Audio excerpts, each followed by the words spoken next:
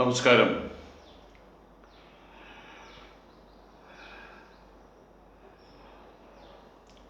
ഹജ്ജ് തീർത്ഥയാത്ര, അതുപോലെ ശബരിമല യാത്ര,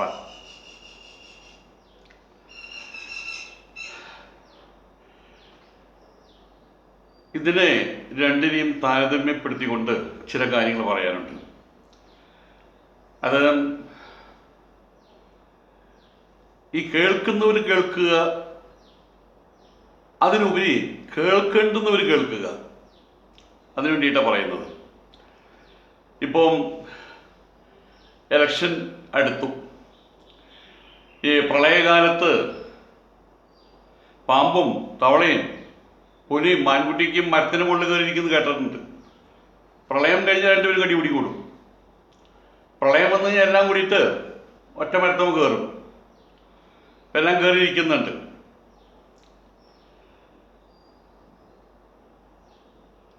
കേരളത്തിൻ്റെ വിവിധങ്ങളായിട്ടുള്ള പ്രശ്നങ്ങളെ കൂടെ മാറ്റിവെച്ച് അതിന് മുമ്പിൽ വലിയൊരു കറുത്ത തിരശ്ശീല ഇട്ടിട്ട് ജനങ്ങൾ മുഴുവൻ വിഡ്ഢികളാണല്ലോ, കഴുതകളാണല്ലോ.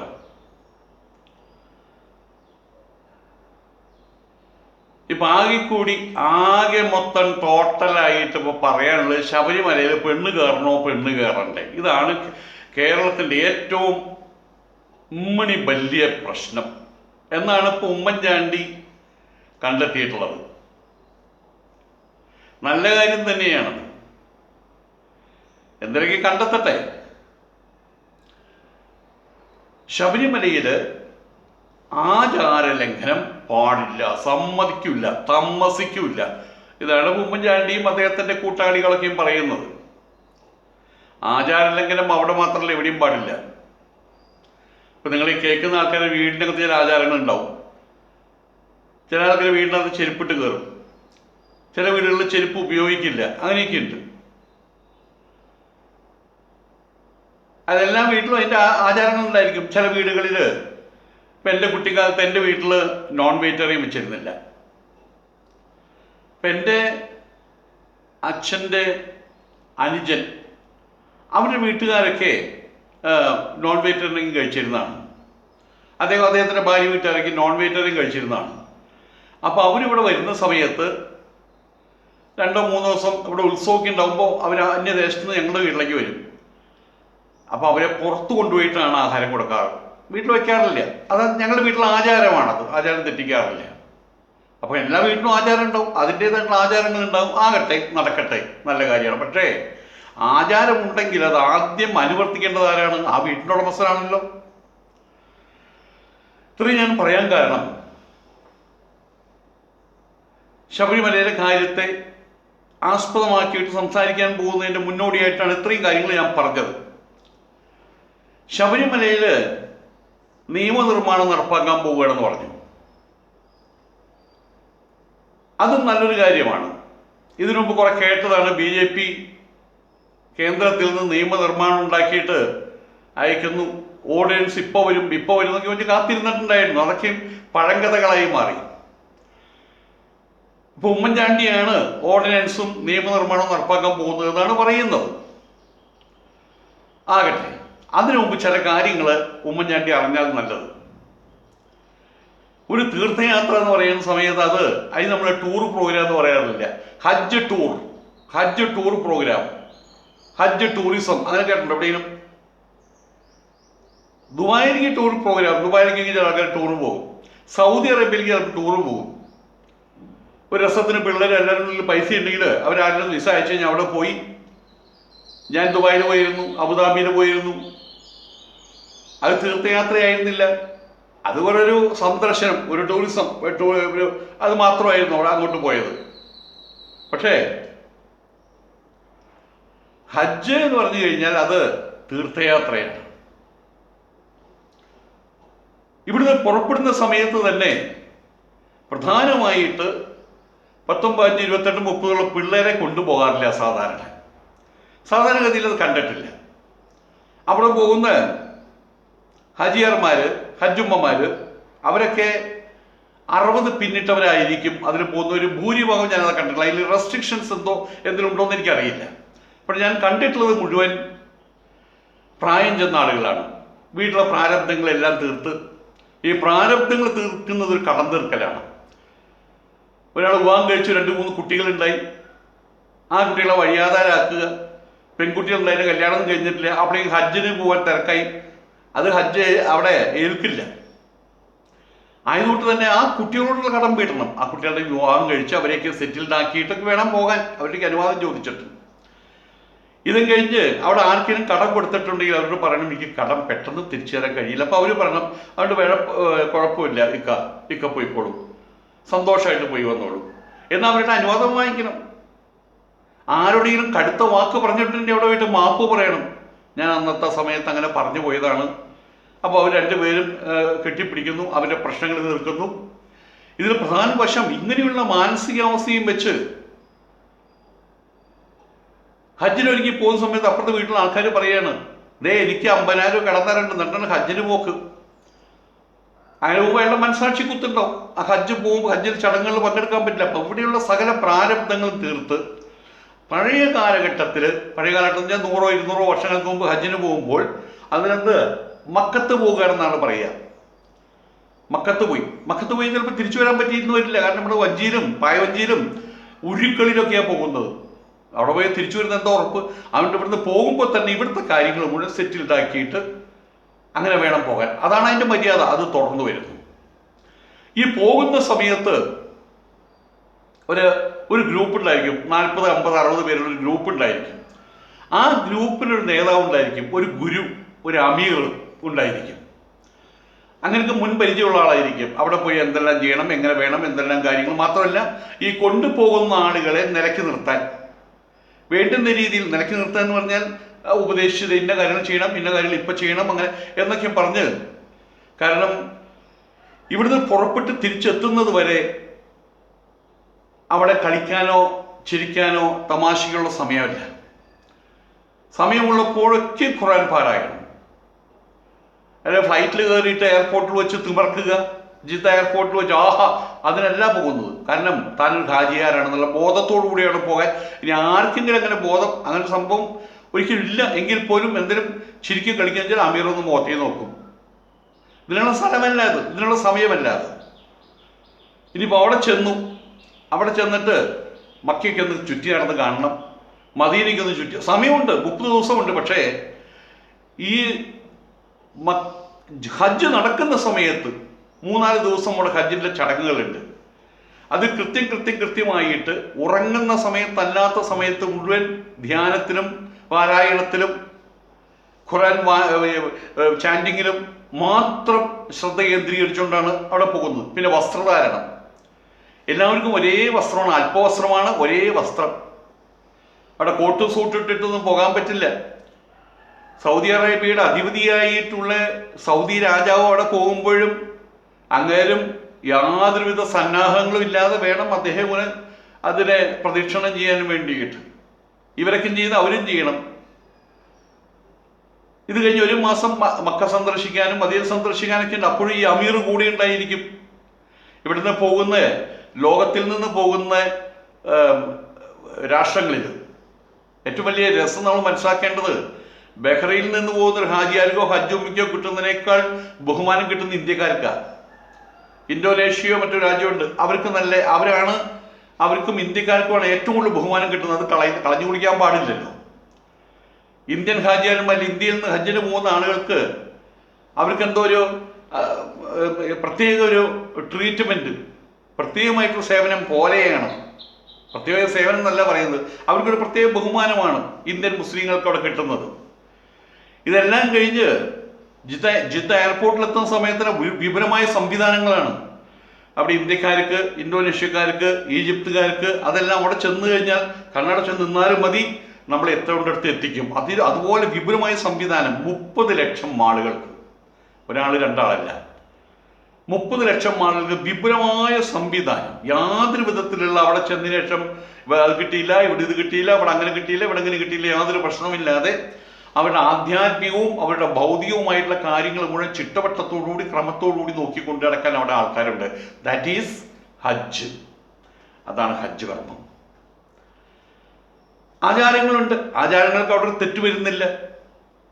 ഈജിപ്തിൽ നിന്ന് വരുന്ന ആളാണെങ്കിലും, ഇന്തോനേഷ്യയിൽ നിന്ന് വരുന്ന ആളാണെങ്കിലും, ഓസ്ട്രേലിയയിൽ നിന്ന് വരുന്ന ആളാണെങ്കിലും, ന്യൂസിലാൻഡിൽ നിന്ന് വരുന്ന ആളാണെങ്കിലും, ഇന്ത്യയിൽ നിന്ന് വരുന്ന ആൾക്കാരാണെങ്കിലും ഒരേ തരം ആചാരം, ഒരേ തരം അനുഷ്ഠാനം, ഒരേ സമയക്രമം, എല്ലാം മനോഹാരിതയുണ്ട്. ഇതൊന്ന് കണ്ടു പഠിക്കണം ഉമ്മൻചാണ്ടി തങ്ങൾ. നിയമം കൊണ്ടുവരുന്നതിന് മുമ്പ്, ശബരിമലയിലേക്ക് നിയമം നിർമ്മാണം നടത്തുന്നതിന് മുമ്പ് ഇതൊക്കെ ഒന്ന് പോയി കണ്ടുപഠിക്കണം. കണ്ടുപഠിക്കേണ്ട ആവശ്യമില്ല. കുഞ്ഞാലിക്കുട്ടി സാഹിബിനോട് ചോദിച്ചാൽ അദ്ദേഹം പറഞ്ഞുതരും, വിശദമായിട്ട് പറഞ്ഞു തരും. അല്ലെങ്കിൽ വേറെ ആൾക്കാരുണ്ടല്ലോ, അവർ വിശദമായിട്ട് പറഞ്ഞു തരും. അതെങ്ങനെ ചെയ്യുമെന്ന് പറഞ്ഞു തരും. എന്നിട്ടാകട്ടെ ഇവിടുത്തെ നിയമനിർമ്മാണം. പിന്നെ അങ്ങ് പറഞ്ഞല്ലോ, ആചാരത്തിൻ്റെ കാര്യം പറഞ്ഞല്ലോ, ആചാരം സംരക്ഷിക്കുമെന്ന് പറഞ്ഞല്ലോ. വളരെ വളരെ ശ്രദ്ധയോടുകൂടി കേൾക്കണം. ഇതെൻ്റെ ഒരു റിക്വസ്റ്റാണ്, ഈ കേൾക്കുന്ന എല്ലാവരോടും എൻ്റെ ഒരു റിക്വസ്റ്റാണ്. ഞാൻ ഇന്ന് വരെ 1000-ൽ പരം വീഡിയോ ഇട്ടിട്ട് ഇതുവരെ ഞാൻ നിങ്ങളോട് സബ്സ്ക്രൈബ് ചെയ്യാൻ പറഞ്ഞിട്ടില്ല, ബെല്ലൈക്കൺ അടിക്കാൻ പറഞ്ഞിട്ടില്ല, ഓൺ അല്ല എന്തെങ്കിലും പറയാം ഓൾ അതൊന്നും കുത്താൻ ഞാൻ പറഞ്ഞിട്ടില്ല. കാരണം മറ്റേ യേശുദാസ് ഒരു പാട്ട് പാടിയിട്ട് നമ്മുടെ കൊണ്ടുവരുന്നത് നടക്കാറുണ്ടോ? എൻ്റെ പാട്ടൊന്നും കേൾക്കുമോ? ഒന്നും നടക്കാറില്ലല്ലോ. ഇഷ്ടപ്പെട്ടിട്ടുണ്ടെങ്കിൽ നമ്മളത് സബ്സ്ക്രൈബ് ചെയ്യും, അത്രയേ ഉള്ളൂ. അതെനിക്കറിയാം. പ്രേമിക്കുന്ന പെൺകുട്ടിയുടെ പുറകിൽ നടക്കല്ല വേണ്ടത്, പ്രേമിക്കുന്ന പെൺകുട്ടി നമ്മുടെ പുറകിൽ നടക്കണം. അതിൻ്റെ ഒരു തിയറിയാണത്. അപ്പോൾ ഇത് നിങ്ങളൊന്ന് വിശദമായിട്ട് കേൾക്കണം, എൻ്റെ വലിയൊരു അഭ്യർത്ഥനയാണ്. കാരണം ശബരിമല കാര്യത്തിൽ ഈ സ്വാമി ആസാമിയാണ് എന്ന് പലരും പറയുന്നുണ്ട്. എന്നോട് ഇന്നലെ ഇന്തോനേഷ്യയിൽ നിന്നൊരാൾ വിളിച്ചിട്ട് പറഞ്ഞു, മുഹമ്മദ് നാളുടെ പേര് ആചാരം വലുതല്ലേ? ആചാരം വലുതാണ്, ആചാരം സംരക്ഷിക്കപ്പെടേണ്ടതല്ലേ? സംരക്ഷിക്കപ്പെടേണ്ടതാണ്. അപ്പൊ പിന്നെന്താ സ്വാമി ഇങ്ങനെ പറയണത്, ഉമ്മൻചാണ്ടിയെ കുറിച്ച് ഇങ്ങനെ പറയുന്നത്? പക്ഷെ ഞാൻ പറഞ്ഞത് അദ്ദേഹത്തിന് മനസ്സിലാവുന്നില്ല.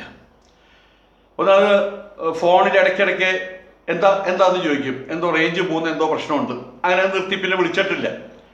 അതുകൊണ്ട് നിങ്ങളെല്ലാവരും ദയവ് ചെയ്ത് എൻ്റെ ഒരു അഭ്യർത്ഥനയാണ്, അപേക്ഷയാണ്, നിങ്ങൾ ഈ പറയുന്ന ദയവായിട്ടൊന്ന് കേൾക്കണം. ശബരിമലയിലെ ആചാരമായിട്ട് ഇവിടെ പോകണം. ഓരോരുത്തർക്കും ഓരോ ആചാരങ്ങളുണ്ടായിരിക്കും, കാലങ്ങളായിട്ട് വന്ന ആചാരങ്ങളുണ്ടായിരിക്കും. ആ ആചാരങ്ങളായിട്ട് തന്നെ തുടർന്നു പോകണം. എന്താണ് ശബരിമലയിലെ ആചാരത്തിൽ മുഖ്യമായിട്ടുള്ള ഇപ്പോൾ വിവാദ വിഷയമായിട്ടുള്ള ആചാരം എന്താണ്? ആചാര ലംഘനങ്ങൾ ഒരുപാടുണ്ട്. അതിവിടെ പറഞ്ഞു കഴിഞ്ഞാൽ തീരില്ല. ഒരുപക്ഷെ അത് മനസ്സിലാക്കാനും ബുദ്ധിമുട്ടാണ്. തന്ത്രസമുച്ചയത്തിൽ പൂജ ചെയ്യുന്നവന്റെ മഹിമ എഴുതി വെച്ചിട്ടുണ്ട്. വിപ്രകുലീന കൃതസംസ്ക്രിയൗഹ സുധീത വേദാഗമ തത്വവേത്ത വർണ്ണാശ്രമാചാര പരോധി ദീക്ഷക ദക്ഷസ്തപസി ഗുരുനാസ്തികോസ്തു എന്ന് എഴുതി വെച്ചിട്ടുണ്ട്. വിപ്രൻ കുലീനനാകണം, എല്ലാ വിധത്തിലുള്ള ഷോഡശ സംസ്കാരം 16 സംസ്കാരങ്ങൾ കഴിഞ്ഞിട്ടുള്ളവനായിരിക്കണം, കാതുകുത്ത് എന്നിത്യാദി കാര്യങ്ങൾ. മുൻകുടുമ, അതാണ് നമ്പൂതിരിക്ക് വേണ്ട മുൻകുടുമ. കേരള ബ്രാഹ്മണന് വേണ്ടത് മുൻകുടുമിയാണ്. മുൻകുടുമി ഇല്ലാത്തവൻ കേരള ബ്രാഹ്മണനല്ല. കടൽ കടന്നു പോയവൻ കേരള ബ്രാഹ്മണനല്ല. കോരപ്പുഴ വടക്ക് പോയവൻ കേരള ബ്രാഹ്മണനല്ല. ഇതൊക്കെ അവിടെ ആചാരലംഘനം. അവിടെയുള്ള ഈ കുണ്ടരന്മാരോ അങ്ങനെ കുറേ ഉണ്ടല്ലോ അവിടെ തന്ത്രിപ്പണിക്കാർ, ഇവർക്ക് എവിടെയാ മുൻകുടുമ? എവിടെ? ഓക്കെ, ക്രോപ്പ് ചെയ്ത് വൃത്തിയായിട്ട് മമ്മൂട്ടിയുടെയും മോഹൻലാലിൻ്റെയും പോലെ വരുന്നത്. അത്തരം ആചാര ലംഘനങ്ങളെ കുറിച്ച് പറയാതിരിക്കാൻ നല്ലത്. അവിടുത്തെ ശബരിമല ആ ഏരിയയുടെ വികസനത്തിന് വേണ്ടിയിട്ടുണ്ടായ അയ്യപ്പക്കുട്ടി മറ്റേ IAS അദ്ദേഹത്തിൻ്റെ ചോറൂണ് അവിടെ വെച്ചാൽ നടത്തിയിട്ടുള്ളത്. അമ്മയും അച്ഛനും കൊണ്ടുപോയിട്ട്. അന്ന് അമ്മയ്ക്ക് 10-25 വയസ്സേ ഉള്ളൂ. അദ്ദേഹം തന്നെ പറഞ്ഞ കാര്യമാണത്. ശബരിമല സന്ദർശിച്ച് റാണിമാരുടെ ചരിത്രം അവിടെയുണ്ട്. ആന്ധ്രാപ്രദേശിൽ വരുന്ന പ്രമുഖരെ അദ്ദേഹത്തിൻ്റെ മക്കളടക്കം ബംഗളൂരുവിലൊക്കെ എത്തിയ ചരിത്രം അവിടെയുണ്ട്. സിനിമാ നടികൾ എത്തിയ ചരിത്രം അവിടെയുണ്ട്. 400-500ഓളം പരം യുവതികളുടെ കയറി ചരിത്രം ഉണ്ടെന്ന ആചാരലംഘനത്തിൻ്റെ പ്രശ്നം അവിടെ ഉദിച്ചിരുന്നില്ല. അതൊക്കെ എന്തോ ആവട്ടെ, ആചാരമുണ്ടെന്ന് വെക്കുക, കാര്യം കഴിഞ്ഞു. പിന്നെ 10,000 കൊല്ലത്തെ ചരിത്രം എന്ന് പറയാതിരിക്കുക നല്ലത്. ഇപ്പോഴവിടെയുള്ള തന്ത്രിപ്പണിക്കാരൻ്റെ അവൻ്റെ അച്ഛൻ്റെ അച്ഛൻ, അതിനു മുമ്പുള്ള അവിടെ കണക്കൊന്നുമില്ല. അന്നവിടെ പൂജിച്ചിരുന്ന അലയന്മാരാ പൂജിച്ചിരുന്നത്, അറക്കുളം അലയന്മാരാ പൂജിച്ചിരുന്നത്. അവരുടെ രീതിയിലുള്ളൊരു പൂജ അവിടെ നടന്നിരുന്നത്. ഇപ്പോൾ പറഞ്ഞ 10,000 കൊല്ലമായി, 20,000 കൊല്ലം എന്ന് പറഞ്ഞിട്ട് അക്കാര്യം നമുക്ക് വിട്ടുകളയാം. അതൊക്കെ ആളെ പറ്റിക്കൽ. അവിടെ കൊടിമല ഉയർത്തിയിട്ടുണ്ട്. മഹാക്ഷേത്രമാണോ അത്? മഹാക്ഷേത്രത്തിലാണ് മനുഷ്യ ശരീരത്തിന്, മനുഷ്യദേഹത്തിൻ്റെ ത്രിമാന ചിത്രങ്ങളെപ്പോലെ പണിതുയർത്ത ക്ഷേത്രങ്ങളിലെ കൊടിമരം പാടുള്ളൂ. അത് ആ കൊടിമരം മറച്ചിട്ട് കഴിഞ്ഞാൽ ആ കൊടിമരത്തിൻ്റെ കടഭാഗം കൊടിമരത്തിൻ്റെ തറയിൽ മേലും അതിൻ്റെ ആ തുമ്പ് മുൻഭാഗം ആ പ്രതിഷ്ഠയുടെ ഗുദദ്വാരത്തിൻ്റെ അവിടെയും എത്തണം. അതാണ് അതിൻ്റെ കൃത്യത. ഇതിപ്പോൾ ആളെ പറ്റിക്കാൻ വേണ്ടിയ സ്വർണ്ണക്കൊടിമരം ഉണ്ടാക്കിയിട്ടുള്ളത് അവിടെ. അപ്പോൾ അത്തരം ആചാരങ്ങളൊക്കെ ഇവിടെ തെറ്റിക്കുന്നുണ്ട്. ഇവിടെ തിരുവല്ല വല്ലഭ ക്ഷേത്രത്തിൽ ബഹുമാന്യനായിട്ടുള്ള കവി വിഷ്ണുനാരായണൻ നമ്പൂതിരി, പ്രൊഫസറാണ് അദ്ദേഹം. അദ്ദേഹം അവിടെ പറഞ്ഞു, എനിക്ക് എൻ്റെ റിട്ടയർഡ് ലൈഫിൽ കുറച്ചു കാലം എനിക്കിവിടെ പൂജിക്കണം താല്പര്യമുണ്ടെന്ന് പറഞ്ഞു. ഓ ആകട്ടെ, പൈസ വേണ്ട, 1 രൂപയെ വാങ്ങിച്ചു വെച്ചാൽ ദേവന് ഫ്രീ ആയിട്ടൊന്നും വേണ്ടല്ലോ, സൗജന്യമായിട്ടൊന്നും വേണ്ടല്ലോ, 1 രൂപ വാങ്ങിച്ചു. ഇതിൻ്റെ ഇടയിൽ അങ്ങനെ 7 ദിവസം പുരുഷ സൂക്തം വ്യാഖ്യാനിക്കാൻ 7 ദിവസമോ 10 ദിവസമോ അദ്ദേഹം ലണ്ടനിലേക്ക് പോയി. തിരിച്ചു വന്നപ്പോൾ എന്താ പറഞ്ഞതെന്ന് അറിയാമോ? കടൽ കടന്ന് പോയത് കൊണ്ട് ഇനി അമ്പലത്തിൽ കയറാൻ പറ്റില്ല. അതേ സമയത്ത് ഈ ശബരിമലയിലെ കുണ്ടരന്മാര് തന്ത്രിപ്പണിക്കാരൊക്കെ അമേരിക്കയിലും അവിടെയും ഇവിടെയും പ്രതിഷ്ഠയും അങ്ങനത്തെ എല്ലാ പരിപാടികളും നടത്തുന്നില്ലേ? അപ്പൊ അത് ആചാര ലംഘനമല്ലേ? അത് വിട്ടുകളാ. ഇപ്പോഴത്തെ പ്രശ്നം എന്താണ്? യുവതികൾ കയറാൻ പാടില്ല, യുവതികളെ കയറാൻ പാടില്ല എന്നല്ല പറഞ്ഞിട്ടില്ല. അവർ തന്നെ പലപ്പോഴും അവർ തിരിച്ചും മറിച്ചും പറയും. യുവതികൾ കയറരുത് എന്ന് പറഞ്ഞിട്ടില്ല. ശബരിമലയിൽ ആർക്കും കയറാം, സ്ത്രീകൾ ആർക്കും കയറാം, യുവതികൾക്കും കയറാം. പക്ഷേ അവിടെ ഒരു ആചാരമുണ്ട്. എന്താണ്? 41 ദിവസം വ്രതം എടുത്തുകൊണ്ടേ കയറാൻ പാടുള്ളൂ എന്ന്. 41 ദിവസം വ്രതം എടുക്കാൻ പറ്റാത്ത വരുന്നത് കൊണ്ടാണ് യുവതികളെ കയറ്റാത്തത് എന്ന്. 41 ദിവസം വ്രതം എന്തുകൊണ്ട് എടുക്കാൻ പറ്റുന്നില്ല? അവർക്ക് മെൻസസ് ആവുന്നത് കൊണ്ട്. അപ്പൊ മെൻസസ് ആയതുകൊണ്ടല്ല അവിടെ കയറ്റാത്തത്. പിരീഡ് മെൻസസ് കാലഘട്ടമുള്ള സമയത്ത് അവർക്ക് 41 ദിവസം വ്രതം തികയ്ക്കാൻ കഴിയില്ല. കാരണം മാസത്തിലൊരിക്കൽ മാസമുറ വരുമല്ലോ. അതുകൊണ്ട് മാസമുറ വരുമ്പോൾ അവർക്ക് 41 ദിവസം വ്രതം എടുക്കാൻ കഴിയാത്തത് കൊണ്ട് അവിടെ കയറാൻ പറ്റില്ല. അപ്പം അതിൽ പ്രഥമഗണനീയമായിട്ടുള്ള കാര്യം എന്താണ്? 41 ദിവസത്തെ കഠിന വ്രതം. അതാണ് അവിടുത്തെ പ്രധാനപ്പെട്ട കാര്യം. അങ്ങനെ 41 ദിവസം കഠിന വ്രതം എടുക്കാതെ ആരെങ്കിലും അവിടെ കയറിയിട്ടുണ്ടെങ്കിൽ അത് ശബരിമലയ്ക്ക് ദോഷം ചെയ്യും. ശബരിമലയിലെ ഉപാസ്യദേവതയായിട്ടുള്ള അയ്യപ്പസ്വാമിയുടെ ചൈതന്യത്തിന് ലോപം വരും. ശബരിമലയുടെ ശുദ്ധിക്ക് ലോപം വരും. 41 ദിവസം വ്രതമെടുക്കാതെ ഒരാളവിടെ കയറി കഴിഞ്ഞാൽ. അതാണ് പറഞ്ഞിട്ടുള്ളത്. ഉമ്മൻചാണ്ടി മനസ്സിലാക്കുന്നുണ്ടെന്ന് വിചാരിക്കുന്നു. വലിയ നിയമനിർമ്മാണം നടപ്പാക്കാൻ പോകുന്ന ആളുകൾ മനസ്സിലാക്കുന്നുണ്ടെന്ന് വിചാരിക്കുന്നു. എന്താണ് ഈ 41 ദിവസം വ്രതം? അതും അറിയണ്ടേ? എൻ്റെ കുട്ടിക്കാലത്ത് നാഗത്ത് ഞങ്ങളുടെ ബന്ധുക്കൾ തന്നെയാണ്, ഗോയിനാട്ടൻ എന്ന് പറയും. അദ്ദേഹം അവിടെ ചായക്കട നടത്തിയിരുന്നതാണ്. അദ്ദേഹത്തിൻ്റെ അദ്ദേഹം ദോശ ഉണ്ടാക്കുമ്പോൾ ഇങ്ങനെ പിടിച്ചു കഴിഞ്ഞാൽ ദോശയുടെ അപ്പുറം കാണാം. ആ ദോശ എന്നൊക്കെ പറഞ്ഞാൽ 16 ദോശയും കഴിക്കുന്ന ആൾക്കാരുണ്ട്. പെരുമ്പുള്ള മാധവൻ നായർ എന്ന് പറയും. 16ഉം 22 ദോശ കഴിക്കുക. ഒരു ദോശ ചുട്ടി കൂട്ടി ചട്ടിയിൽ മുക്കാൻ കഴിക്കുക. അടുത്ത ദോശ ചുട്ടി അങ്ങനെ നിന്നും അതിൻ്റെ രുചി പോയിട്ടില്ല. നമ്മളിവിടെ ദോശ ഉണ്ടാക്കുമ്പോൾ മുഴുവൻ അത് ഓർമ്മിക്കും, ഈശ്വര അതുപോലത്തെ ദോശ എന്ന് കിട്ടും എന്നറിയാതെ. അദ്ദേഹം ശബരിമലയ്ക്ക് അവിടെയാണ് ഞാൻ ആദ്യം കാണുന്നത് ശബരിമലയ്ക്ക് മാലയിടുന്നത്. അവരെ കറുത്ത മുണ്ട് ചുറ്റി ഈ ശബരിമലയ്ക്ക് മാലയിട്ട് അവർ വീട്ടിൽ പോകില്ല. ആ ചായക്കടയിൽ പായ വിരിച്ച കിടപ്പ്, തലേണയില്ല കേട്ടോ. തലേണ ആർഭാടമായിട്ടാണ് കരുതുന്നത്. കിടക്കുന്ന സമയത്ത് ഗോയിനേട്ടൻ, അദ്ദേഹത്തിൻ്റെ അനിയൻ മാധവേട്ടൻ, അദ്ദേഹത്തിൻ്റെ മകൻ കണ്ണൻ, കണ്ണൻ രാത്രി ഈ കൈയെടുത്ത് തലയിൽ വെക്കും. അപ്പൊ കൈ തട്ടിക്കളയും. കൈ വെക്കുന്നത് പോലും ആർഭാടമാണ്. ഒരു തരത്തിൽ സർവസംഘ പരിത്യാഗത്തിന്റെ ലക്ഷണം കാണിക്കുന്ന അവസ്ഥയാണ് ഈ 41 ദിവസം. അതൊരു പ്രാക്ടീസാണ്. ഞാൻ ഈ കാണുന്ന കേൾക്കുന്ന അനുഭവിക്കാൻ കഴിയുന്ന ലോകമല്ല. ഞാൻ സൃഷ്ടി മാത്രമാണ്, സൃഷ്ടാവിങ്കിലേക്ക് തിരിച്ചു പോകേണ്ടതാണ് എന്നുള്ള രീതിയിലുള്ള കോൺസെപ്റ്റ് അത് മനസ്സിലേക്ക് കയറ്റാൻ വേണ്ടിയിട്ടാണ് ചെയ്യുന്നത്. പുലർകാലത്ത് എഴുന്നേറ്റിട്ട് ബ്രാഹ്മമുഹൂർത്തം, അത് 3:30-4 മണി സമയത്ത് എഴുന്നേറ്റ് പോയിട്ട് മുങ്ങിക്കുളിക്കണം. കുറച്ച് വെള്ളം കോരി ഒഴിച്ചിട്ട് ടവറിൻ്റെ അടിയിൽ നിന്നല്ല കുളിക്കേണ്ടത്, മുങ്ങിക്കുളിക്കണം. ഒഴുകുന്ന പുഴയിൽ അല്ലെങ്കിൽ കുളത്തിൽ മുങ്ങിക്കുളിക്കണം. ഏത് സമയത്താണെന്നറിയോ? മണ്ഡലകാലത്ത്, ഡിസംബർ ജനുവരിയിൽ മുങ്ങിക്കുളിക്കാൻ. ഇന്നൊക്കെ തണുപ്പൊക്കെ കുറച്ച് കുറഞ്ഞു തുടങ്ങി. അന്നത്തെ സ്ഥിതി അതല്ല. അന്ന് പകല് പോലും പുറത്തു കിടന്ന് നടക്കാൻ പറ്റില്ല, അത്രയും തണുപ്പായിരിക്കും. ആ സമയത്താണ് ഈ പുഴയുടെ അവിടെ ചെല്ലുമ്പോൾ പുഴ വെളുത്ത് കാണാം. കാരണം എന്താ? പുഴയുടെ മേലെ പുകയാണ്. അത്രയും തണുപ്പാണ് അവിടെ.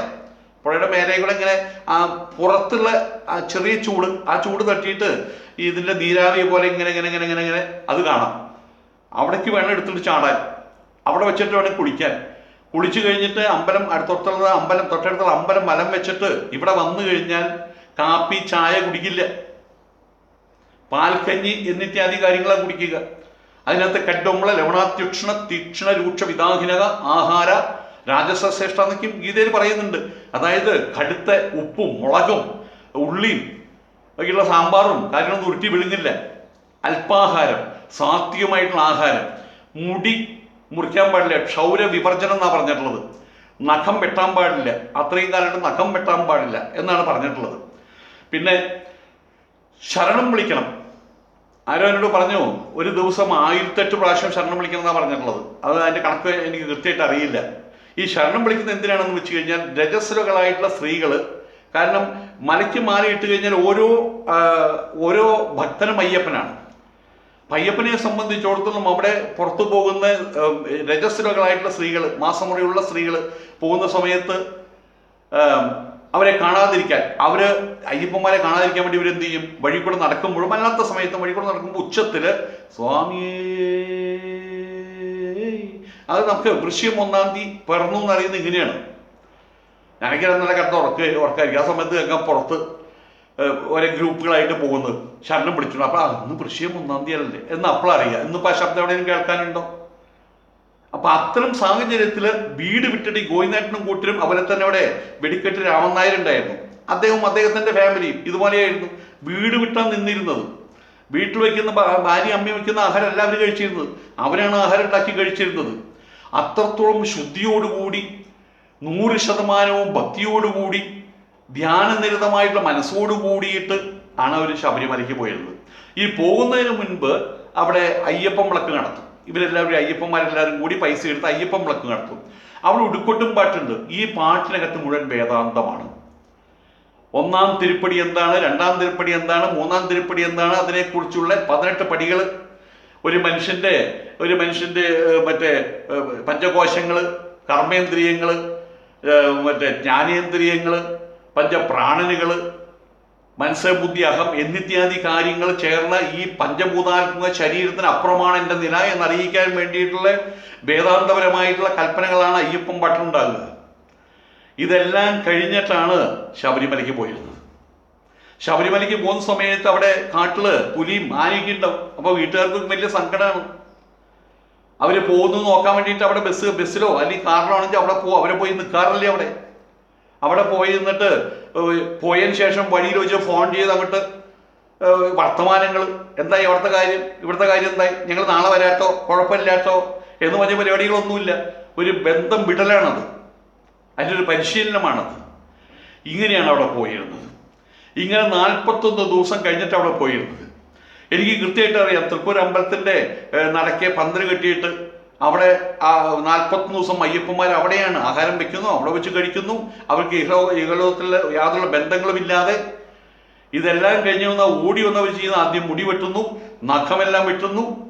വരുന്ന സമയത്ത് ഒരാളാകെ മാറിയിട്ടുണ്ടായിരിക്കും. 40 ദിവസം മുടിയും താടിയും എല്ലാം വളർത്തിയിട്ട്. ഇതാണ് യഥാർത്ഥത്തിലുള്ള ആചാരം. 41 ദിവസം വ്രതം. ഇങ്ങനെ വേണം 41 ദിവസം വ്രതം എടുക്കാൻ. അതിനാണ് 40 ദിവസം കഠിനവ്രതം എന്ന് പറയുന്നത്. അല്ലാതെ വെറുതെ ഈ കഠിനവ്രതം എന്ന് പറയലല്ല. ഞാനൊന്ന് ചോദിച്ചോട്ടെ, 41 ദിവസം വ്രതം എടുക്കാതെ ശബരിമലയിൽ ആരെങ്കിലും പോയി കഴിഞ്ഞാൽ എന്താ നിങ്ങൾ പറഞ്ഞത്? ശബരിമലയ്ക്ക് അശുദ്ധി വരും. അയ്യപ്പ വിഗ്രഹത്തിന് അയ്യപ്പ സംഘത്തിന് ചൈതന്യ ലോപം വരും. ഇതല്ലേ പറഞ്ഞത്? ആയതുകൊണ്ട് യുവതികളെ കയറ്റാൻ പാടില്ല. അതെന്താ പറയുന്നത് അങ്ങനെ? 41 ദിവസത്തെ വ്രതം എടുക്കാത്തവരെ കയറ്റരുത് എന്നല്ലേ പറയേണ്ടത്? 40 ദിവസം വ്രതം എടുക്കാതെ ആരെങ്കിലും വന്നാൽ അവരെ കയറ്റരുത്. അത് ആരാണെങ്കിലും കയറ്റരുത്. യുവതിയാണെങ്കിലും കയറ്റരുത്, ആണാണെങ്കിലും കയറ്റരുത്, പെണ്ണാണെങ്കിലും കയറ്റരുത്, നപുംസകമാണെങ്കിലും കയറ്റരുത്. അതിനാണ് പ്രാധാന്യം. ഞാൻ പറയുന്നത് ശ്രദ്ധയോടുകൂടി കേൾക്കണം. 41 ദിവസത്തെ വ്രതം തികയ്ക്കാതെ ആര് വന്നാലും 41 ദിവസം വ്രതം തികച്ചുകൊണ്ട് യുവതികൾക്ക് വരാൻ പറ്റില്ല. അത് 100% ഉറപ്പാണ്. കാരണം അവർക്ക് മാസമുറയുണ്ട്. അത് അശുദ്ധിയായിട്ടാണ് കണക്കിലെടുത്തിട്ടുള്ളത്. പ്രത്യേകിച്ച് ഹിന്ദുക്കൾ ആയതുകൊണ്ട് യുവതികൾക്ക് ഒട്ടും വരാൻ പറ്റില്ല. 40 ദിവസം വ്രതം എടുക്കാതെ പുരുഷന്മാർക്ക് വരാൻ പറ്റുമല്ലോ. 40 ദിവസം വ്രതം എടുക്കാതെ സാഹചര്യം അവർക്കുണ്ട്. ഞാൻ ഈ പറയുന്നത് കേൾക്കുന്ന സുഹൃത്തുക്കളെ, നിങ്ങളുടെ അനുഭവം കൂടി നിങ്ങൾ ഇതിൻ്റെ കമൻറ്റിൽ എഴുതണം. 40 ദിവസം ഞാൻ ഈ പറഞ്ഞ രീതിയിൽ വ്രതം എടുത്തുകൊണ്ട് എത്ര മക്കളാണ് ശബരിമലയ്ക്ക് ഇപ്പോൾ പോയിക്കൊണ്ടിരിക്കുന്നത്.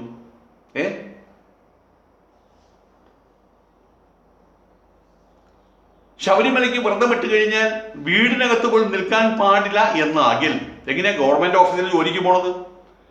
ഇവര് ഗവൺമെന്റ് ഓഫീസിൽ ജോലിക്ക് പോകുമ്പോൾ അപ്പുറത്തെ സീനിയർ സൂപ്രണ്ടോ അല്ലെങ്കിൽ സീനിയർ ക്ലർക്കോ സ്ത്രീകളുണ്ടായിരിക്കും. അവര് മാസമുറ വരുന്ന സമയത്ത് എല്ലാ 7 ദിവസവും അവര് ലീവ് എടുത്തിട്ടാണോ വീട്ടിലിരിക്കുകയാണോ ചെയ്യുന്നത്? അവരവിടെ വരും, അവര് പാഡും വെച്ചോണ്ട് അവിടെ വരും. ഇപ്പുറത്തെ അയ്യപ്പൻ ഇവിടെ ഇരിക്കും. അതൊക്കെ ആചാര ലംഘനമല്ലേ? ബസ്സിൽ കയറി സഞ്ചരിക്കാൻ പറ്റുമോ?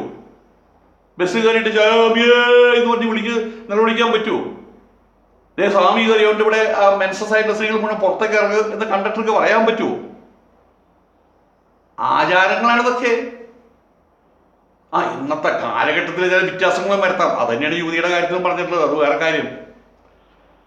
അപ്പൊ ഈ ആചാരങ്ങൾ തികച്ചുകൊണ്ട് ശബരിമല സന്ദർശനം നടത്താൻ വേണ്ടിയിട്ടുള്ള ഒരു നിയമമാണ് കൊണ്ടുവരേണ്ടത്. ഇവിടെ ഹാജിയാരന്മാരുടെ കാര്യം പറഞ്ഞത് അതുകൊണ്ടാണ്. ദുബായിൽ നിന്നും സൗദി അറേബ്യയിൽ നിന്നൊക്കെ വരുന്ന പിള്ളേര്, ചെറുപ്പം പിള്ളേര്, കണ്ടിൽ വലിയ വേണ്ടത്ര പൈസയുണ്ട്, ഇവിടെ വന്നിട്ട് മറ്റുള്ള പിള്ളേരോട് പറയണം, എടാ നീ സൗദി അറേബ്യയിലല്ലേ? അതെ. എന്തേ? നീ മക്ക കണ്ടിട്ടുണ്ടോ? കണ്ടിട്ടുണ്ട്, ഞാൻ ആ വഴിക്കൊക്കെ പോയിട്ടുണ്ട്, നമുക്കൊന്ന് പോയല്ല വട രസമായിട്ട് മക്കി മണിന്ന് അടിച്ചു പൊളിച്ചു വരാടാ എന്ന് പറയാൻ പറ്റുമോ? പറ്റുമോ? സമ്മതിക്കുമോ? ഒരു രസത്തിന് വേണ്ടി ഒരു ഹജ്ജ്, അയാൾ നമുക്ക് രസത്തിന് വേണ്ടി ഒരു ഹജ്ജ് നടക്കുമോ? അത് അടിപൊളി ഹജ്ജ്. ആ ഒരു വാക്ക് പറയുമ്പോൾ തന്നെ എൻ്റെ നാക്കുമ പല്ലുകറി കടിക്കുന്നുണ്ട്. സങ്കല്പത്തിന് പോലും അത് പറയാൻ പാടില്ല. സങ്കല്പത്തിന് പോലും ഇല്ലാത്തൊരു കാര്യമാണത്. പക്ഷെ ഇവിടുത്തെ സ്ഥിതി എന്താണ്? ഞാൻ ഈ പറയുന്ന നുണയാണെങ്കിൽ നിങ്ങൾ അതിൻ്റെ ഇടയിൽ നുണാന്ന് എഴുതി വെക്കുക. പിന്നെ കുറെ ഈ സംഘപരിവാറിന്റെ ആൾക്കാരുണ്ട്, അതിന് പോട മാറി എന്നൊക്കെ ഇതിനകത്ത് എഴുതും. അത് അവരുടെ സ്വഭാവമാണ്. അത് എല്ലാവരെയും അവരച്ഛൻ മറ്റേ പണി കഴിഞ്ഞ് വീട്ടിൽ വരുമ്പോഴും അവര് എന്താ പറയുന്ന സംഘപരിവാറിന്റെ തട്ടിപ്പിള്ളേര് വരുന്ന മാറി എന്നേ പറയും. അത് അവരുടെ സ്വഭാവമാണ്. പാവങ്ങൾ അത് അവരെങ്ങനെയാ പറയുള്ളൂ, അവരെങ്ങനെയാ പഠിപ്പിച്ചിട്ടുള്ളത്, അതങ്ങനെയാ പറയുള്ളൂ. ആ സംസ്കാരം തന്നെ എന്നോടും കാണിക്കുള്ളൂ.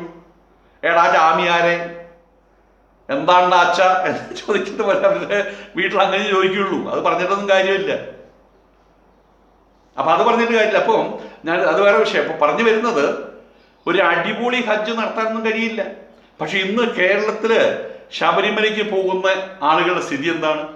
കയ്യിൽ 10 പൈസ ഉണ്ടെങ്കിൽ കാലത്ത് മുഴുവൻ ഭയങ്കര ബോറടി, നമുക്ക് സിനിമയ്ക്ക് പോവുക. ഞാൻ ആ സിനിമ കണ്ടതാ. അപ്പൊ രാംദാസിന്റെ സിനിമ അതും കണ്ടു. അപ്പൊ രാഗം സിനിമ അതും ഞാൻ കണ്ടു. പിന്നെ എന്താ പരിപാടി? നമുക്ക് ശബരിമലയ്ക്ക് പോയാലോ? അതൊരു ഐഡിയ ആണ്. അവിടെ ഈ ഫോൺ വിളിച്ചു, ഡാ രാംദാസ് നീ എവിടെ ഉണ്ടാ? ഡാ കൃഷ്ണകുമാർ നീ എവിടെ ഉണ്ടാ?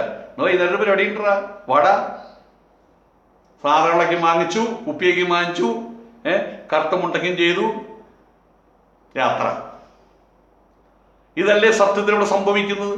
41 ദിവസം ആചാരം എന്താണെന്ന് കൃത്യമായിട്ട് പറയാൻ ഇവിടുത്തെ ഈ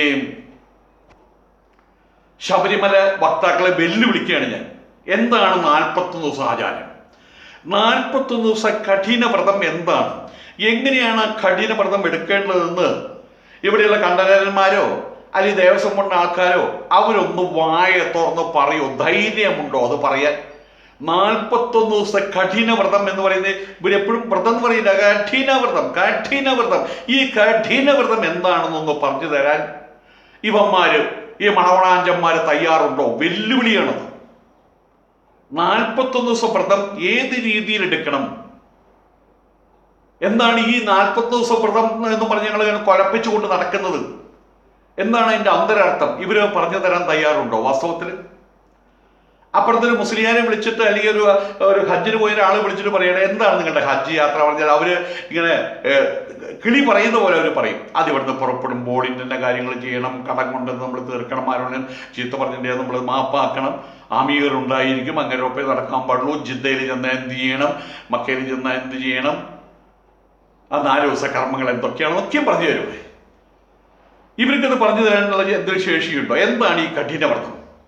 എപ്പോൾ എഴുന്നേൽക്കണം, എന്തെന്തെല്ലാം കർമ്മങ്ങൾ ചെയ്യണം, വീടുമായിട്ടുള്ള ബന്ധം എന്തായിരിക്കണം, വസ്ത്രധാരണത്തിലെ സ്പെഷ്യാലിറ്റി എന്തായിരിക്കണം, ആഹാരത്തിലെ സ്പെഷ്യാലിറ്റി എന്തായിരിക്കണം, കുളി ജപാതി കാര്യങ്ങൾ എപ്പോൾ വേണം, ഇതിനെക്കുറിച്ച് ഇവർക്കൊരു ധവളപത്രം ഇറക്കാൻ അതിലൊരു പത്രം, തവളപത്രമോ എന്തെങ്കിലും ഇറക്കാൻ അവർക്ക് സാധിക്കും. ഇന്ന് അവിടെ കയറി ചെല്ലുന്ന ആളുകളിൽ 99% അടിപൊളി യാത്രയിൽ നടത്താണ്. ഞാൻ തുടക്കത്തിൽ ഹജ്ജ് തീർത്ഥയാത്ര എന്നും ശബരിമല യാത്ര എന്ന് പറയാനുള്ള കാരണം. ഇതിന് തീർത്ഥയാത്ര എന്ന് പറയാൻ പറ്റുമോ? പിള്ളേരെയും കൊണ്ട് എഴുന്നള്ളി ചിലരെയും കൊണ്ട് പോകും. വഴിനീള ഒരു ടൂർ പരിപാടി അത് മാത്രമല്ല ഇവിടെ നടത്തുന്നത്.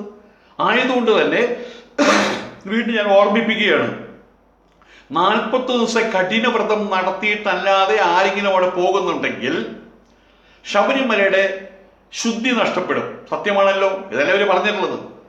ഉപാസ്യത്തിന്റെ ചൈതന്യം നഷ്ടപ്പെടും, ഇതല്ലേ പറഞ്ഞിട്ടുള്ളത്. അങ്ങനെയാണെങ്കിൽ കഴിഞ്ഞ ഒരു 10-70 വർഷമായിട്ട് എന്ത് ചൈതന്യം അവിടെയുള്ളത്? എല്ലാ അലവരാധികളും അവിടെയല്ലേ കയറി ചെന്നത്. ഈ സമയമായി കഴിഞ്ഞാൽ മുണ്ടുകൊടുത്തിടുക പോകുക. അതുകൊണ്ട് അവർ പ്രഖ്യാപിക്കട്ടെ. ഉമ്മൻചാണ്ടി നിയമം കൊണ്ടുവരുന്നതിന് മുന്നിൽ പ്രഖ്യാപിക്കട്ടെ. ആചാരം എന്താണ്, വ്രതം എന്താണ്, ഈ പറയുന്ന കഠിന വ്രതം 40 ദിവസം എങ്ങനെയാണ് അവിടെ നോൽക്കേണ്ടത്, അത് നോറ്റിട്ടേ പോകാവൂ എന്നുള്ള റെസ്ട്രിക്ഷൻ കൂടി വെച്ചുകൊണ്ടായിരിക്കണം നിയമനിർമ്മാണം നടപ്പാക്കേണ്ടത്. അപ്പൊ എന്ത് ചെയ്യണം? രസത്തിന് പോകുന്ന ആളുകളെ, ഒരു തമാശയ്ക്ക് പോകുന്ന ഒരാളെ, അടിപൊളി ടൂറായിട്ട് പോകുന്ന ആളുകളെ വിലക്കണം. ക്വാളിറ്റി നോക്കി അവരുടെ ഭക്തിയുടെ അതെല്ലാം നോക്കിയിട്ട് ഇതിന് സംവിധാനം ഉണ്ടാക്കാവുന്ന കാര്യമുള്ളൂ. അയ്യപ്പ സേവാ സംഘങ്ങളുണ്ട്. 40 വ്രതം 40 ദിവസത്തെ വ്രതം കഠിന വ്രതം തയ്ക്കാതെ അവിടെ പോയി കഴിഞ്ഞാൽ അയ്യപ്പനും ശബരിമലയ്ക്കും ദോഷമാണ് എന്ന് പറയുന്നവര് അവിടെ ഒരു ടെൻ്റെല്ലാം കെട്ടിയിട്ട്, ഓലപ്പന്തൽ കെട്ടിയിട്ട് 40 ദിവസം അതിനകത്ത് കഴിഞ്ഞു കൊടുത്തേ. എന്നിട്ട് വ്രതം നോൽക്കട്ടെ. മാസമുറിയുള്ള സ്ത്രീകളെ കാണാതിരിക്കട്ടെ. ദിവസം കാലത്ത് 4 മണിക്ക് പോയിട്ട് കുളിക്കട്ടെ. മധ്യാഹ്ന കാര്യങ്ങൾ, ഉച്ചയ്ക്ക് ആഹാരം കഴിക്കുന്നതിനോട് വീണ്ടും കുളിക്കണം. രാത്രി പ്രായം ചെന്നവരാണെങ്കിൽ ഭസ്മലേപനം. ഇങ്ങനെ നോക്കുന്നതിന്റെ കാരണം വെച്ചാൽ ഭസ്മം നിലത്ത് വിടാൻ പാടില്ല. ഭസ്മലേപം പഞ്ചശുദ്ധിയിൽ ഒന്നാണ് ഭസ്മലേപനം. അല്ലാത്തൊരു വൈകുന്നേരവും കുളിക്കട്ടെ. താടിയും മുടിയും വളർത്തട്ടെ, നഖം വളർത്തട്ടെ. ഏത് സമയത്തും ശബരിമല സ്വാമി എന്ന് പറഞ്ഞ ശരണം വിളി മുഴക്കട്ടെ.